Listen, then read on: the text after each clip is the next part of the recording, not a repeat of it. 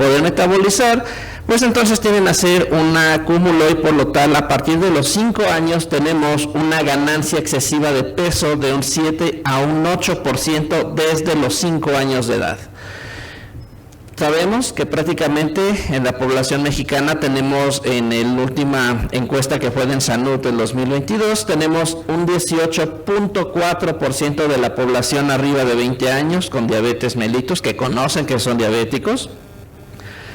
De estos sabemos que del 80 al 100% tienen algún problema de sobrepeso o de obesidad, y sabemos que 30% de ellos tienen familiares directos que tienen algún antecedente como tal hereditario para diabetes mellitus.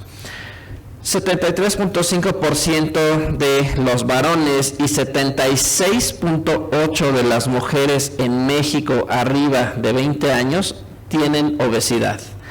40 a 60 años prácticamente son pues la edad en la que vamos a encontrar la mayor sobrecarga tanto en obesidad como en sobrepeso o en obesidad, perdón. Y vamos a tener o a contar que un 29.4% de la población tiene hipertensión arterial pulmonar. De estos, el 15% tendrá enfermedad renal crónica y diabetes mellitus tipo 2 como cofactores o como comorbilidades. Si tenemos 65 millones de adultos en México, estamos estimando que tengamos un aproximado, y eso estamos muy bajos, estadísticamente tendríamos 30 millones de adultos que tienen hígado graso en nuestro país. Es decir, que prácticamente 3 de cada 100 personas tendrían entonces un hígado graso en este momento, y no lo vamos a saber porque es completamente asintomático. Bueno, el hígado graso es prácticamente el segundo lugar detrás de la enfermedad asociada al consumo de alcohol, que es la primera causa de cirrosis hepática, aún aquí en México, y a pesar de que, bueno, la parte global pues marca que el hígado graso metabólico, vamos a llamarle, que ya es el primer lugar, pues bueno, aquí en México sigue siendo el segundo lugar. Tenemos todavía ocupado por la parte de la cirrosis por alcoholismo. Y pues prácticamente este hígado graso metabólico se relaciona obviamente con lo que ya sabemos, con la parte de obesidad, diabetes mellitus, generalmente tipo 2, hiperlipidemias y en algunos casos por trastornos genéticos, principalmente aquellos, principalmente pacientes pediátricos que tienen alteraciones enzimáticas y que tienen entonces acumulación tanto de hierro, acumulación o enfermedades por acumulación de cobre o algunos otros metabolitos que son los que vayan a generar entonces esta enfermedad de hígado graso. Sabemos que para el año 2030 se va a convertir en la principal causa de cirrosis en nuestro país y ya es la primera causa de trasplante hepático en los Estados Unidos. Algo muy importante es que la historia natural de la enfermedad comienza pues obviamente a tener una vacuolización, es decir, comienza a depositarse la parte de grasa. Como sucede en algunas enfermedades degenerativas del sistema nervioso central, se quedan estas bolas de grasa dentro del hepatocito. Obviamente va a desplazar parte del citosol, va a empujar el núcleo hacia la parte de la membrana, y que obviamente pues va a hacer que el núcleo no comience a tener pues obviamente sus funciones que realmente debe de tener. Tenemos entonces ya la aparición como tal, como ven ustedes, de alguna separación de algunos septos. Estos septos son múltiples hasta que finalmente, a estos pasos le vamos a llamar fibrosis, hasta que finalmente tengamos un acúmulo y el hígado sea completamente ineficiente. Vamos a llegar a una insuficiencia hepática como tal, cuando nosotros llamamos ahora sí a cirrosis al hígado. Prácticamente es una enfermedad que se hablaba mucho, pero se conoce poco, tenía muchos nombres. Entonces prácticamente a partir de este año, de junio de este año, pues la enfermedad cambia nuevamente por sus siglas en inglés. La patología era nombrada enfermedad por hígado graso no alcohólico, EHGNA, o en sus siglas en inglés que era Non-Alcoholic Liver Disease. En la actualidad ya conocemos más sobre la parte fisiopatológica que tiene, sabemos todo lo que se está asociando y que no solamente se asocia, queda en hígado, es una enfermedad que va sistémicamente y que por lo tanto es algo muy importante que debemos de conocer, porque esto generalmente nos va a favorecer todavía más complicaciones en los pacientes que vemos a diario.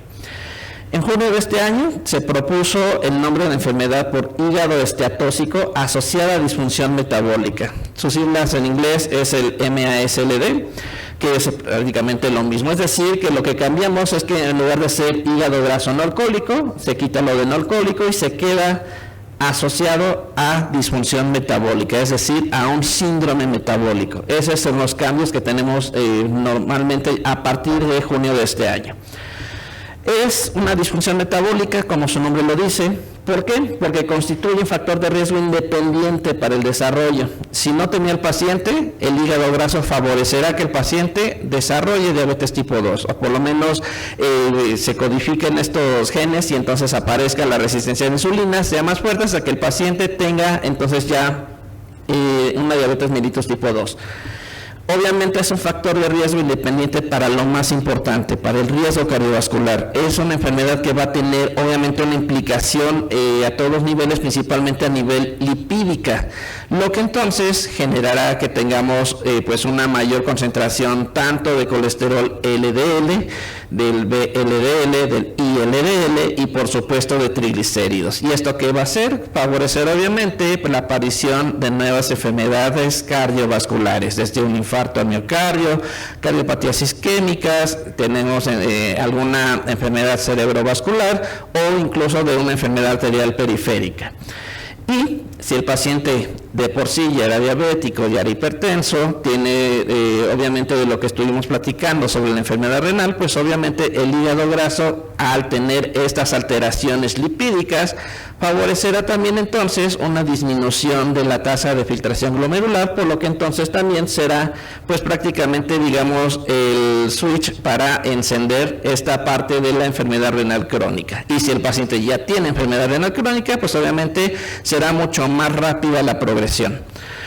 Y pues obviamente también en el año 2019 la Asociación Mexicana de Gastroenterología y de Patología pues decidieron pues ver cuál es la diferencia de prevalencia. En ese entonces todavía era hígado graso no alcohólico, ahora sabemos que es de por disfunción metabólica, entre la población general de individuos con obesidad. La población en general tuvo un 26% más o menos, como ven, que tenían hígado graso, por algunas otras cuestiones que vamos a revisar, pero los pacientes obesos, vean, 77%, es decir, un 50% más que los pacientes o la población general que no tenía sobrepeso o no tenía obesidad. Todo esto, ¿en qué se genera? En que vamos a tener otro nuevo término que es el que vamos a llamarle lipotoxicidad, es decir, la toxicidad generada por la cantidad excesiva de colesterol LDL, de colesterol VLDL y LDL y por supuesto de triglicéridos. Bueno, vamos a empezar con esto. Tenemos aquí una célula, una imagen que representa un hepatocito y a un colangiocito. Estamos hablando obviamente de este conducto que nos está ayudando pues a pasar la parte enzimática que produce el hígado hacia la parte de la vesícula, ¿no? Entonces, bueno, estos dos son células realmente muy importantes porque nos van a estar ayudando obviamente pues a tener pues todo en orden en cuanto a, estamos hablando de la cantidad de lípidos. Sabemos que los ácidos grasos van a aumentar tanto en obesidad y sobrepeso, van a tener consecuencias fisiopatológicas que se van a llamar lipotoxicidad. Esto va a ser tanto en el hepatocito como en la célula beta pancreática a nivel de en páncreas obviamente, y principalmente en el miocito, en el cardiomiocito. Esta lipotoxicidad, ¿por qué se genera? Bueno, tenemos entonces una saturación de ácidos grasos, ¿no? Estos finalmente van a hacer que pues empiece a tener cierta aumento como tal, tanto de la acetilcoenzima A como un aumento de esta otra enzima que es la NADH y la NAD, ¿no? NAD, perdón. Esto finalmente hará que tengamos un aumento, un bloqueo como tal de la piruvato deshidrogenasa, hará que entonces empiece a acumularse citrato dentro de la célula. Esto nos hará también un bloqueo de otras enzimas como la fosfofructosinasa, lo que me estará haciendo el aumento de la glucosa 6-fosfatasa. Este aumento de esta enzima hará que entonces se inhiban otra enzima que es la hexocinasa, mientras tanto se sigue acumulando el citrato porque no se puede hacer digamos más. Y entonces comienza a tener alteraciones a nivel de receptores, inhibiendo la captación de glucosa, es decir, que si teníamos una resistencia a insulina, en este momento a nivel bioquímico por la acumulación de citrato, el aumento de la glucosa que tiene dentro, hace que entonces en la parte de los receptores, pues obviamente no permita la entrada como tal de la glucosa. ¿Esto qué va a generar? Perdónenme, pues obviamente que se inactive la síntesis de glucógeno y entonces ¿qué va a generarse como tal? Pues que comience el cuerpo a decir, pues bueno, no necesito más glucosa, por lo que voy a empezar a tener también hiperglucemias, y esto finalmente hará que empiece yo a tener una activación de otra vía de la beta-oxidación, es decir, no voy a estar pudiendo oxidar todo porque no tengo los sustratos que yo necesito, no los puedo yo metabolizar, por lo que entonces empezarán a acumularse. ¿Y cómo se van a acumular? Pues en forma de grasa. Es así como se forma, por ejemplo, en la parte de la neurona, como los cuerpos de Mallory, en la cual pues esta otra sustancia que es la lipofuscina, la que se está empezando a acumular. Aquí no es lipofuscina, pero es algo muy similar, que es prácticamente grasa. Esto, entonces, esta lipotoxicidad o este incremento de una enzima que es la serina palmitoiltransferasa, pues va a generar una lipoproteína que se llama dihidroesfingosina. Esto va a generar otra sustancia rara que es la ceramida, pero finalmente todo esto nos va a hacer que disminuya una molécula muy importante que nos sirve para que las células sigan vivas. Esta molécula, que se llama BCL2, es una molécula que prácticamente, si está presente en altas concentraciones de la célula, es porque la célula tiene un excelente funcionamiento. Cuando disminuye su concentración es porque la célula está en un estrés oxidativo, no tiene la capacidad entonces de estar metabolizando y por lo tanto esta iniciará la muerte celular programada, alias apoptosis. Entonces el hepatocito morirá, el coleccioncito morirá y obviamente pues no se va a volver a regenerar toda esa parte ya perdida, sino que se empezará a generar fibrosis, es decir, el aumento de la como tal de la salida de colágeno. Y esto pues obviamente ¿qué va a pasar? Pues obviamente al momento en que estalla el hepatocito, que tenemos un estrés del retículo endoplásmico como tal, pues obviamente activará pues la salida de estas sustancias proinflamatorias, principalmente interleucina 6, interleucina 8, las cuales van a despertar obviamente pues al sistema de todas las células blancas, como los macrófagos, quienes obviamente pues comenzarán a sacar todas las lisocimas, todas las otras enzimas, van a romper obviamente más una cantidad exagerada de estos hepatocitos y se generará entonces pues obviamente una muerte en cadena como tal. Y entonces tenemos también que estos triglicéridos están ligados a esta apoptosis. Tenemos también otra teoría que es la vía por la parte del lisosomal, en la cual hay una combinación del ácido oleico y el palmítico, que ya hablábamos en la anterior, que provocan una lisosima que pueda, generar también algunos poros. Hay también alteraciones aquí de tipo de cargas iónicas. Vamos a tener activación de estas vías de las caspasas, las cuales pues obviamente inhibían a la apoptosis, ahora van a estar prendidas, y esto generalmente pues va a hacer que estalle la célula, aumenten los niveles entonces de transaminasas séricas, y es lo que nosotros comenzamos a estar midiendo en este paciente, que tiene obviamente la AST y el LT muy alto. y que obviamente vamos a tener también una disminución de la producción de plaquetas. Y entonces pues podemos y tenemos ya algunos primeros indicios de cómo conocer al paciente si tiene fibrosis o no. Uno de estos que se ha llevado mucho por vía bioquímica pues ha sido el índice de APRI, que tiene que ver con los niveles de transaminasas y de plaquetas que tiene el paciente y que nos indica si el paciente tiene o no presencia de fibrosis o ya es una cirrosis como tal. Como ven, pues prácticamente todo esto tiene que ver no solamente a nivel hepático, sino que se va hacia la parte del páncreas y se va a ir al mismo tiempo hacia la parte del cardiomiocito. Entonces, tenemos un hígado que está pues completamente inflamado, entonces está liberando más citocinas, se incrementa esa resistencia a insulina, significa que más hepatocitos se van a empezar a llenar con más cantidad de grasa. Estas vacuolas o estas grasas generalmente pues harán que genere una inflamación y entonces esta esteatosis que era solamente la presencia de grasa sin inflamación comenzará a inflamarse y entonces le llamaremos esteatohepatitis.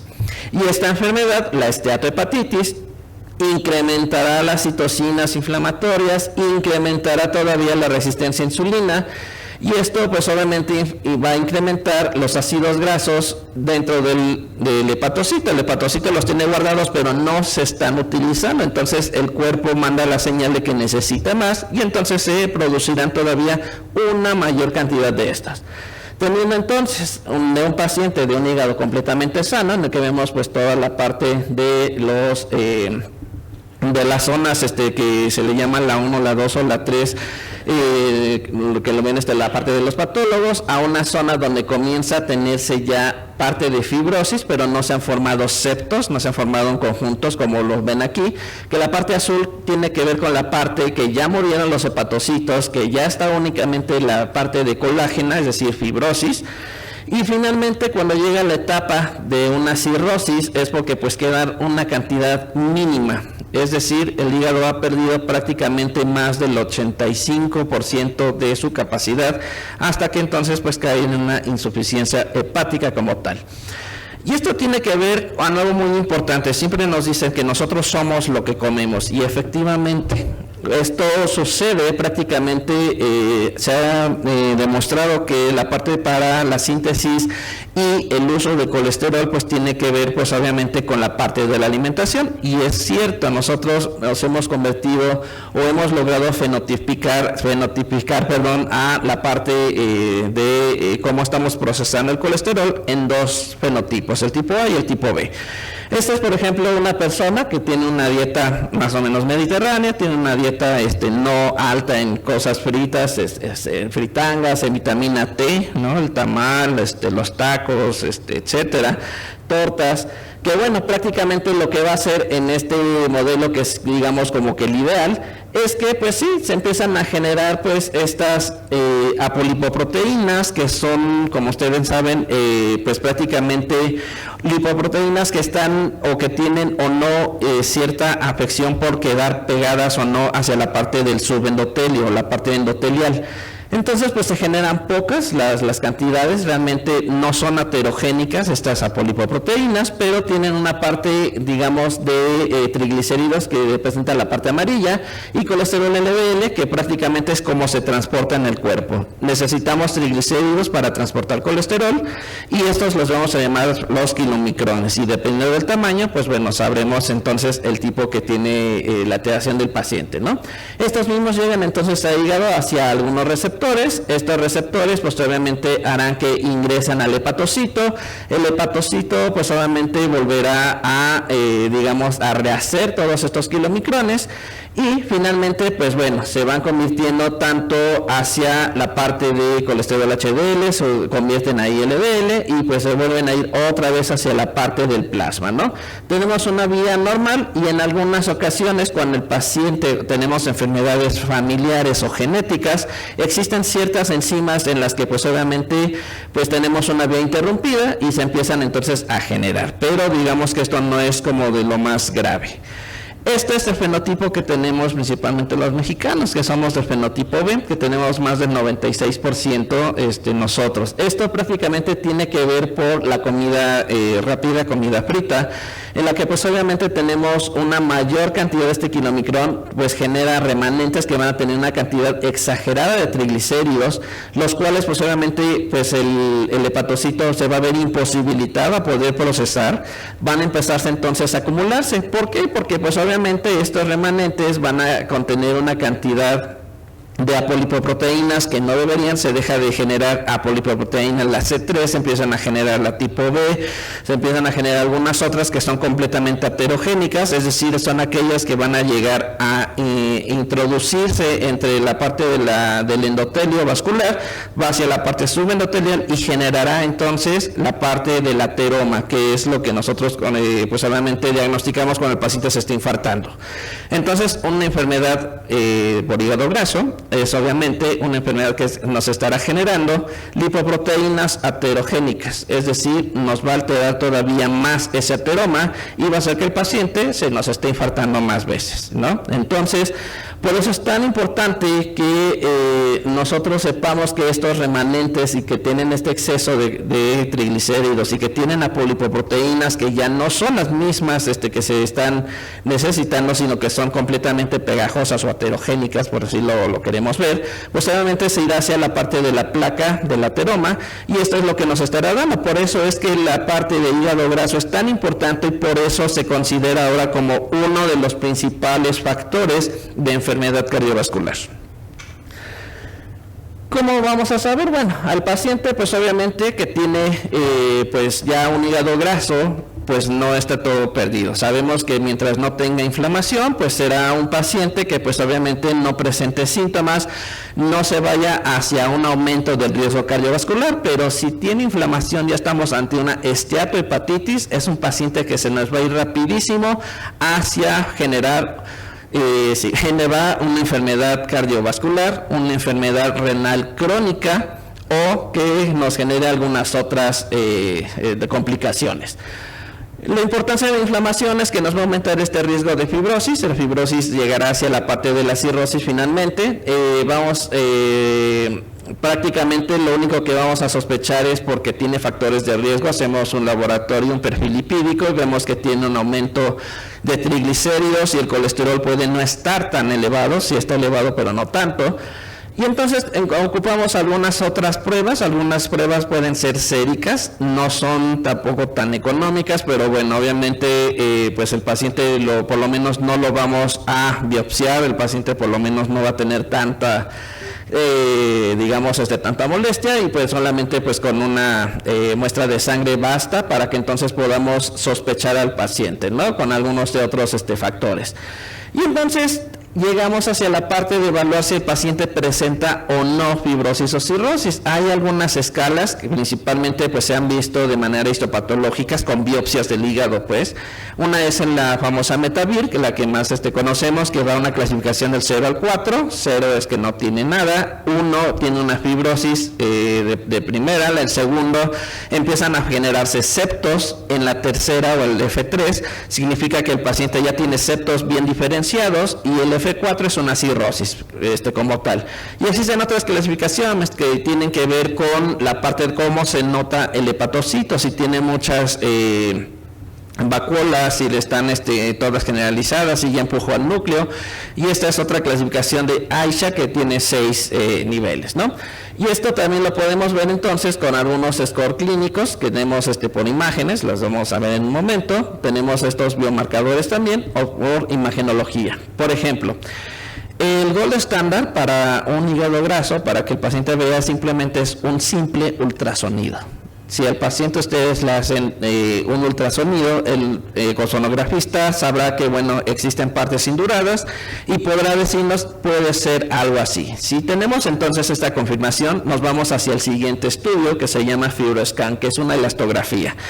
Esta elastografía transiente lo que nos va a hacer es que nos va a medir, digamos, la dureza de ese hígado, nos dan las medidas en kilopascales, y existe obviamente también una clasificación de que ciertos kilopascales, pues es que está muy indurado, está ya muy duro, y nos está hablando entonces ya de una esteatosis o de una esteatohepatitis, o sea, un hígado graso, ¿no?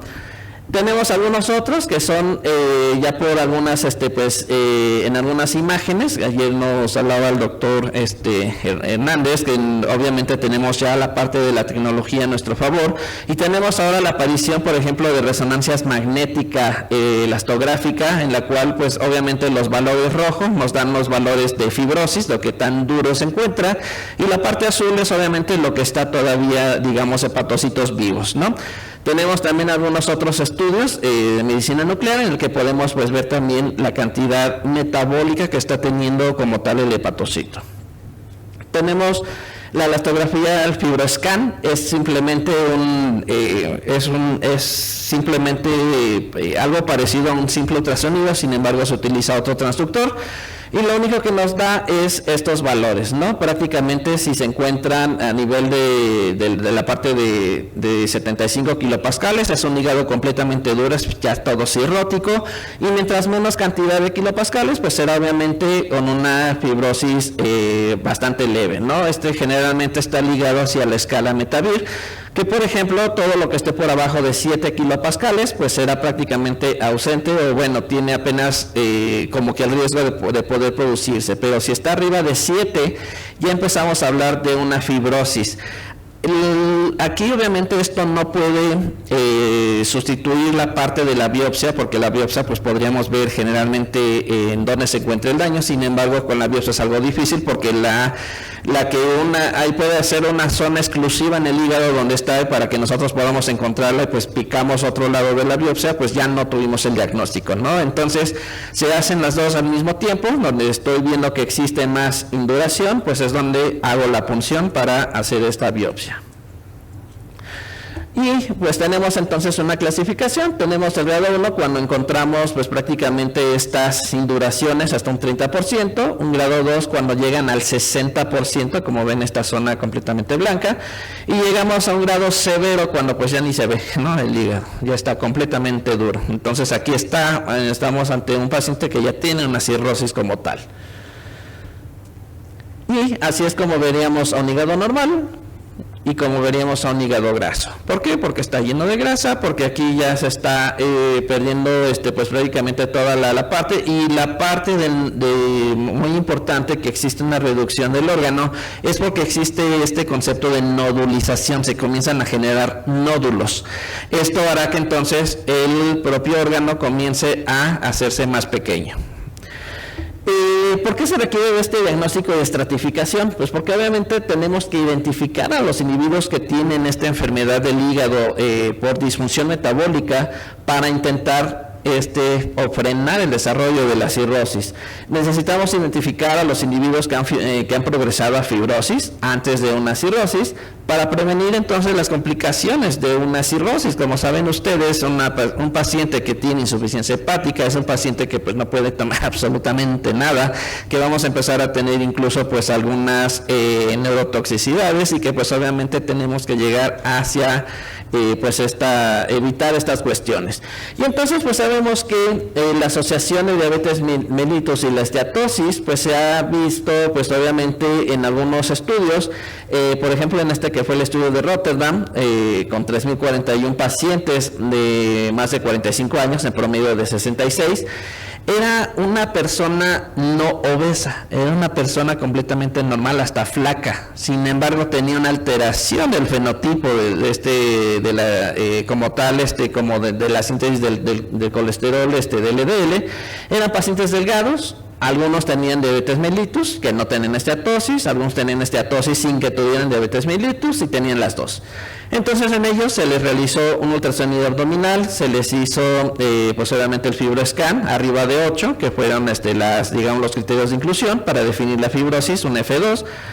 y arriba de 9,5 para fibrosis avanzada. Entonces se hizo también la medición de la parte del vaso, se le hizo un Doppler, se les tomó también el índice de HOMA, que bueno, tiene que ver con la resistencia a la insulina, y pues se midió, pues obviamente que tuvieran como tal el síndrome metabólico. Y entonces lo que vieron ellos es que las personas que tienen, pues obviamente diabetes mellitus y tienen una esteatohepatitis, pues obviamente son aquellos que van a tener una mayor comorbilidad, una mayor progresión mucho más rápida, van a empezar a complicarse. Entonces, en un paciente que tenga diabetes y un paciente que tenga ya una esteatosis, es igual a que tengo urgentemente que tratar a ese paciente. Mientras que un paciente que tiene esteatosis, pero no tiene diabetes todavía, me puede esperar, pero tengo que generarle a este paciente cambios de estilo de vida. Tenemos que empezar a prevenir desde que el paciente tiene un hígado graso. Y entonces en ese estudio también pues se empezó a ver que las personas que no tenían diabetes, pero sí tienen esteatosis, pues no les iba de todo tan bien, ¿no? Entonces, ¿qué significa? Que tenemos que empezar a tratar esta parte de alteración lipídica. Y entonces vemos la asociación entre el hígado por disfunción metabólica, resistencia a la insulina medida por el HOMA, aquí en México, que se hizo una revisión el año pasado, pues obviamente lo que vimos es que pues obviamente estos pacientes, pues los que tienen resistencia a insulina, pues obviamente son aquellos que van a tener una progresión muchísimo más rápida que aquellos que obviamente pues no la tienen o no la han desarrollado todavía o no está tan intensa, ¿no? Pues bueno, prácticamente lo mismo es que se ha estado, como ustedes ven, se han estado realizando todavía este tipo de observaciones y pues las conclusiones son las mismas, ¿no? Hígado graso es igual a tener un riesgo cardiovascular, es igual a que el paciente por esta alteración lipídica vaya a tener una mayor incidencia de infarto agudo al miocardio. Vamos a tener obviamente más incidencia de cardiopatías isquémicas, que vayamos a tener obviamente también estenosis carotídeas, que esto nos genere finalmente un evento cerebrovascular. Entonces, un paciente que llega con un evento cerebrovascular o un ataque isquémico transitorio, que nosotros podamos hacer un ultrasonido y ver que tiene una estenosis carotídea, significa que el paciente sí o sí va a tener hígado graso. Y que entonces tenemos que incidir en esta situación.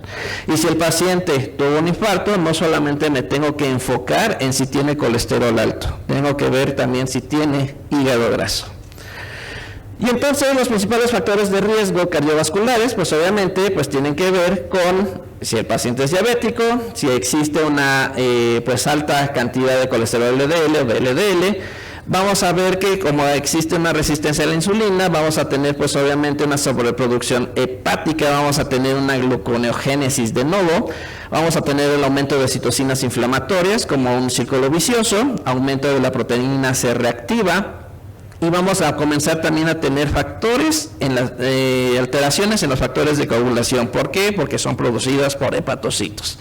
No hay hepatocitos, no se producen. Y obviamente pues esta resistencia a la insulina se generará todavía más porque no hay quien nos ayude a metabolizarla. La parte de, si estamos diciendo que se va hacia la parte del daño tanto del hepatocito como de la célula pancreática, ya no se está generando insulina, pues entonces nuestro paciente, pues ¿qué va a tener? Pues obviamente enfermedades extrahepáticas que tiene que ver con el hígado graso, ¿como cuáles? Pues obviamente si no era diabético, ya lo va a hacer por la resistencia a insulina. Vamos a tener alteraciones endocrinológicas tanto a nivel tiroideo como pancreático.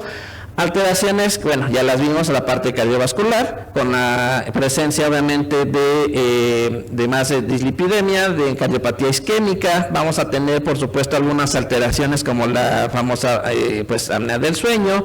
Nos puede ser obviamente también generadora al tener tantos niveles, principalmente el implicado aquí va a ser siempre el factor de crecimiento beta. Obviamente pues nos generará prácticamente un aumento en la cantidad de células que no van a estar bien diferenciadas porque tenemos una alteración metabólica que nos impide que se estén diferenciando bien las células, por lo que entonces vamos a tener aumento de varios carcinomas, principalmente cáncer de colon o un hepatocarcinoma. Vamos a tener el aumento de una enfermedad renal crónica y, por supuesto, pues un aumento de la microalbuminuria. Entonces, ya prácticamente para ir cerrando, pues se han hecho algunos estudios en los que con algunas cortes comparando a pacientes de diagnóstico reciente contra pacientes que ya tenían larga evolución de la diabetes, y vieron que la incidencia era 2 veces mayor de hepatocarcinoma en personas diabéticas contra los no diabéticos, la que aumenta 3 veces si además el paciente es obeso, y 8 veces más si el paciente es cirrótico. ¿Y por qué? Porque tenemos todo este desbarajuste de bioquímico y con, obviamente, producción de todas estas sustancias de inflamación. Y entonces el riesgo de hepatocarcinoma asociado al tratamiento hipoglicemiante, pues se puede llegar a ver incluso aumentado por el uso de insulinas, no las nuevas, sino estamos hablando de las de acción rápida, etcétera, y las sulfonilureas. Y puede ser un riesgo reducido con la toma de metformina, de la pioglitazona principalmente y atorvastatina. Es decir, las estatinas en un paciente con hígado graso, diabético, con enfermedad renal crónica y principalmente aquel paciente que está con un infarto agudo del miocardio, tiene que tener desde ese momento hasta el final de sus días una estatina siempre, por todas las condiciones que estamos pues viendo, ¿no? Prácticamente también pues tenemos que estos pacientes, pues bueno, ¿qué vamos a hacer cuando ya diagnosticamos a ellos? Hay varios tratamientos. Sabemos que la pioglitazona nos ha ayudado pues obviamente a reducir la cantidad principalmente de inflamación, no tanto de fibrosis. La vitamina E solo nos ha ayudado a disminuir fibrosis, o la parte de inflamación, no fibrosis, perdón. Omega 3 es prácticamente un 50-50. Estudios nos dicen que les va muy bien y otros estudios nos dicen que pues quién sabe si les vaya bien o no, pero ninguno ha sido negativo para los omega 3. El ácido eicosapentanoico y el doca-hexaenoico, prácticamente que son los dos que componen los omega 3, el DHA y el EPA, prácticamente han ayudado, uno, a disminuir la parte de triglicéridos, y número 2, tienen prácticamente el mismo efecto, el mismo mecanismo de acción que las tiazolidinedionas, es decir, van hacia la parte del receptor PPAR gamma, por lo que entonces dejarán de producirse la cantidad de triglicéridos, por lo que entonces pues se ha visto que la asociación de los omegas a una estatina ha mejorado muchísimo también la disminución tanto de inflamación como de fibrosis. Y pues obviamente con los nuevos antidiabéticos, como el liraglutide o semaglutide, estos agonistas del receptor de los GLP-1, también han ayudado a disminuir la parte de la inflamación. Entonces, si su paciente presenta diabetes, pues bueno, será muy bueno iniciarles de un momento que no tengan todavía enfermedad renal. Si tienen enfermedad renal crónica, pues obviamente lo ideal sería con un ISGLT2. Pero sí o sí, el paciente debe tener omega 3, vitamina E, y si el paciente lo merita, una tiazolidinediona. Si obviamente esta no pues llega a tener las metas, pues a lo mejor pensar en un agonista en el receptor de GLP-1. Los otros medicamentos como metformina, en todos los estudios que se han realizado, que han sido 25 estudios, pues bueno, no ha demostrado que tenga un efecto tanto en fibrosis como en la parte histopatológica de la enfermedad. Simimarina solamente ha demostrado efecto en la parte de la fibrosis. Las estatinas han demostrado disminución tanto de fibrosis como de la inflamación. Ayer hablábamos un poco del efecto que tiene sobre las metaloproteinasas. Van a hacer entonces que sea más estable, que obviamente pues disminuye la cantidad de fibrosis, y entonces hay espacio para que vuelva a regenerarse el hepatocito. El hígado es el único órgano que puede regenerarse, pero si lo tenemos encerrado con la fibrosis, pues es imposible que se pueda. Entonces, si tenemos algún antifibrótico, algo que me ayude a reducir la fibrosis, volverán a multiplicarse y volverá entonces a tener la función que tenían como tal. ¿Cuál es el tratamiento? Pues obviamente si es un paciente no diabético, etcétera, pues es lo mismo que siempre indicamos y que nunca hacemos. Cambios en los hábitos nutricionales y aumento de actividad física. El paciente tiene que comer bien y tiene que hacer por lo menos 150 minutos de ejercicio. Si no tenemos estas dos situaciones, no vamos a ver a un paciente que tenga una mejor calidad de vida. ¿Qué es lo que tiene que hacer? Pues obviamente tener una comida más balanceada, que sea lo mínimo que pueda hacer en la cosa de fritangas, que es lo más rico obviamente, lo más difícil, y obviamente esto tiene que comenzar desde la infancia. Si nosotros no educamos a nuestros niños a comer bien y que hagan una actividad física mínima de 150 minutos, pues obviamente tendremos futuras generaciones en las que vamos a ver mayores complicaciones de la enfermedad cardiovascular. Y bueno, esto no solamente no es algo que nos inventemos ni nada, simplemente porque se ha visto que los programas intensivos, vean, de pocas semanas de 16, con una dieta hipocalórica, normo o hiperproteica a las 60 y con actividad física, reducían del 5 al 10%. Se sabe que si el paciente logra disminuir de peso un 7%, puede generar obviamente que el hígado graso disminuya prácticamente hasta en un 50%, y si tiene un 10% de baja de peso, el hígado, si estaba en hepatitis, lo regresaremos a una esteatosis. Entonces, de una esteatosis ya no regresa a un hígado normal, obviamente, pero bueno, por lo menos que no esté ya en un grado de una fibrosis, un F2 o un F3, que obviamente pues el paciente ya no obtiene una calidad de vida normal, ¿no? Y entonces obviamente sabemos que si la parte del índice de masa corporal del paciente disminuye, pues obviamente le irá muchísimo mejor a ese hígado.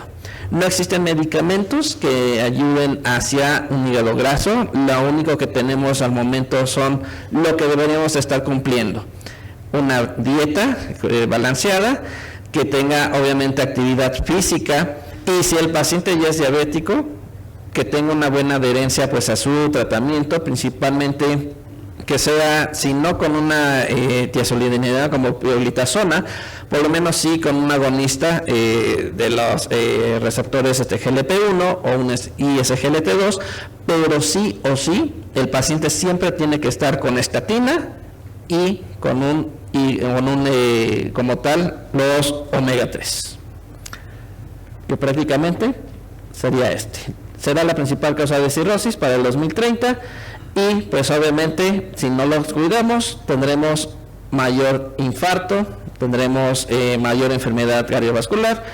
cerebrovasculares y pues cáncer. Muchísimas gracias. Muchas gracias, doctor. Sí, voz alta porque no se escucha. Sobre el uso de la pirfenidona en esteatosis hepática, que hay estudios, pero a mí me parece no muy concluyente. Efectivamente, la pirfenidona es un antifibrótico que se utiliza para la parte de fibrosis pulmonar, que es la indicación. Se tienen prácticamente muy pocos estudios en los que sí ha logrado disminuir tanto fibrosis como la parte también de la parte inflamatoria del hígado, ha logrado disminuir también la parte histopatológica de la enfermedad. Porque pues prácticamente digamos que el mecanismo de acción que tiene pirfenidona es ir contra el factor de crecimiento transformante, el TGF-beta, principalmente el tipo 1. Por eso es que al disminuirla, pues obviamente también pues tendrá una mejora para no producir más la parte de fibrosis. También se va contra el TGF-beta 2, el cual es el que genera la cantidad de colágena, por lo que entonces estaremos, digamos, como por mecanismo de acción, estaríamos evitando que se produzca más fibrosis en ese hígado con pirfenidona. Sin embargo, pues no son muchos los estudios, no se han llevado a cabo estudios clínicos que estén controlados, y por eso es que, bueno, no es como tal un medicamento estándar, pero si hubiera esos estudios, se pudieran hacer, podría ser un candidato a tener pues obviamente este gran beneficio, ¿no?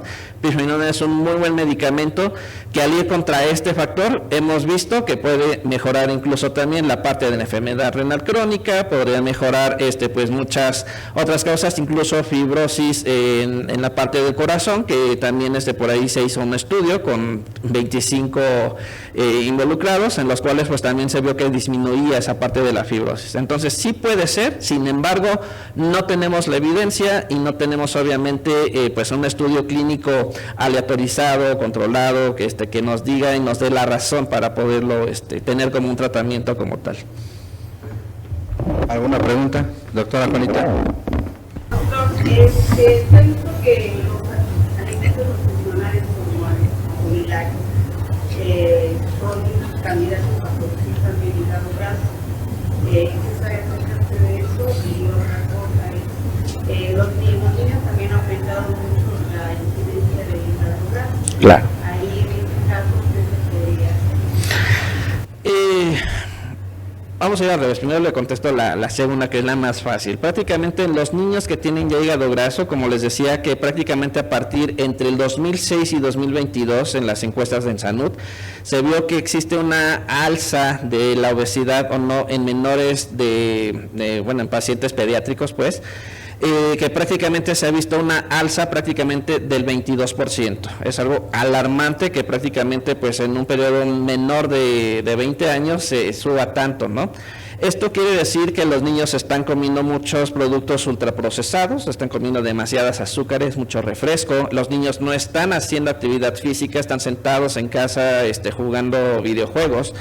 Y esto obviamente que con esta vida sedentaria que está teniendo, pues obviamente está cambiando también la parte metabólica. ¿Qué es lo que tenemos que hacer? En estos niños lo único que nos queda es, 1, enseñarles a comer bien, y 2, que tengan 150 minutos de ejercicio igual que los adultos. Eso es lo único que podríamos, digamos, llegar a hacer para que el niño por lo menos llegue a su adultez con un hígado, pues sí, con hígado graso, pero por lo menos que no evolucione hacia alguna fibrosis o hacia una cirrosis como tal. En el caso de otros suplementos, prácticamente lo que nosotros nos venden es, mira, aquí tengo este producto que tiene por ejemplo, voy a este ejemplo, ¿no?, de los omega 3, que son suplementos, sí, pero estos obviamente pues no están separados químicamente, contienen una mayor cantidad de grasas como las vitamina A, vitaminas que nosotros realmente no necesitamos hipervitaminarnos, porque ya tenemos con lo que comemos, en teoría, lo que debemos de tener. El estar nosotros arrojando más vitaminas o grasas va a hacer que entonces generemos todavía una mayor cantidad de hígado graso y que esto nos dé un aumento de la enfermedad cardiovascular. No deberíamos de dar vitaminas a nadie. Las vitaminas únicamente cuando nosotros tengamos un estudio en el que tengamos obviamente la mejora en intestino, una baja absorción de vitamina, y que sea el único paciente que esté con tratamiento de vitaminas. Pero no llega el paciente diabético, es que me siento cansado, tómese su vitamina, es que ya me inyecté vitaminas. No, porque eso nos va a aumentar el riesgo cardiovascular y el aumento también de hígado graso. Entonces ese es uno de los principales factores. Además, el dar vitamínicos está como en la parte de la evidencia como la más baja, es un grado, pues obviamente que ha sido opinión de expertos. No existe ni un solo estudio en que nos diga que dar vitaminas a un paciente sea bueno, se considere bueno. Simplemente es porque digamos, porque nos lo transmiten de los papás, abuelos, etcétera. Entonces, esa es la primera que no deberíamos de hacer, dar alguna vitamina, porque nos aumentará el riesgo cardiovascular o la presencia de hígado graso. Y pues esos son nuestros productos los que realmente nos ocasionan esto, porque todo lo que nos llegue a generar un aumento de la resistencia a insulina, pues nos generará más hígado graso. Tendremos otro desorden lipídico, y esto generará que entonces tengamos más enfermedad cardiovascular. No sé si puede contestar la pregunta. Adolfo. Respecto a la ademectina, ¿tiene un plan de existencia que tanto aprobado? Hay muy pocos estudios, el único que sí han demostrado, que ahorita tengo en la mente 2 estudios en los cuales logró solamente disminuir la parte a nivel histopatológica de la, digamos, como de las vacuolizaciones. Es lo único que ha demostrado. No ha demostrado disminución de fibrosis y por eso, por lo tal, pues bueno, se considera como un tratamiento únicamente si el paciente pues está como en una fase en F2 o una F1, es maravillosa que se puede dar. Pero si el paciente ya está con un grado F3 o F4, definitivamente no hay estudios que entonces logren tener. Este ya sería para que el paciente pues obviamente esté pues con todo lo que vimos, ¿no? Que tenga su pioglitazona, que tenga también pues estos agonistas de los receptores LP1 y que obviamente tenga sus omegas y la estatina. Ahí sí. Vamos por la última pregunta, doctor Zacarías, por favor. Cuando tenemos las pruebas de funcionamiento hepático elevadas como la transaminasa oxalacética y la pirúvica y la gamma glutamina transferpidasa, ¿significa que puede ser hígado graso con la elevación de las lipoproteínas de alta y baja densidad? Sí, siempre y cuando obviamente pues el paciente no haya estado ante algún tratamiento con algún medicamento, que principalmente bueno, puede ser incluso hasta con las mismas estatinas, ¿no? Debemos de tener obviamente una parte basal. Si estas aumentaron súbitamente, sí estamos ante una probable esteatosis. Lo más recomendable cuando tengamos un aumento de transaminasas y tengamos principalmente la medición de la GGT, que son la que principalmente en los estudios es la que se ha visto como el comportamiento, mientras más se eleva junto con las transaminasas, siempre ha sido por una esteatohepatitis, es decir, que ya existe un grado muy alto de inflamación. Aquí lo ideal es simplemente el paciente tener un ultrasonido y que el ultrasonido nos dice hay probable hígado graso, pues ahora sí seguir con una elastografía. Este estudio obviamente pues no es tan barato, está entre los 7 y 14 mil pesos, entonces bueno, únicamente pues elegir bien el paciente, que estemos nosotros muy seguros que pues obviamente va a tener, porque sí va a ser pues obviamente un gasto para el mismo, ¿no? Y obviamente pues esto en muy pocos centros existe el estudio que pues le salga un poco más barato, solamente el Instituto Nacional de Nutrición, y pues los privados son los únicos que cuentan con este estudio, ¿no? Entonces ahí sí la recomendación sería pues que el paciente tenga su ultrasonido para revisarlo. Y se tiene pues, dieta, ejercicio, etcétera. Perdón. No, gracias a ti, doctor. Doctor Escobar, pues muchas gracias por tu ponencia. Esperamos contar contigo con otro apoyo. Muchas gracias. Agradezco mucho. Muchas gracias. Muchas gracias.